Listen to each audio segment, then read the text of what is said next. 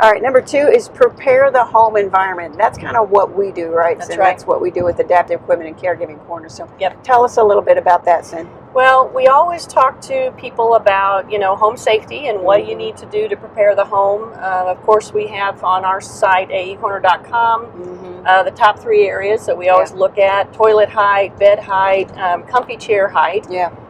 But you also want to look at pathways. Are your pathways clear? Yeah. What are they coming home with? Are they going to be in a wheelchair? Are they going to be on a walker? Yeah. And you need to make sure there's wide enough pathways, from like the bed to the bathroom, from their comfy chair to the bathroom or to the kitchen. Right.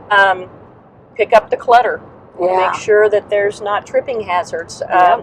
Because those, especially the first few days to the first 30 days home, you really want to. There's a high risk for rehospitalization, and we want to be prepared and ready to have them at home and keep them at home. Yeah.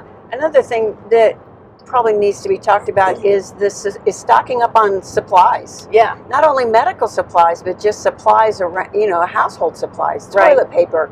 If you have a pet, pet food. Right.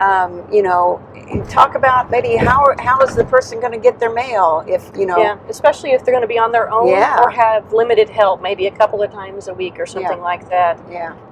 The toilet paper, I know I had a client before that went home on her own after a total knee replacement, and she said if there was one thing that she made sure she had was a couple weeks supply of toilet paper. Yeah. Because that first couple of weeks you really don't get out much.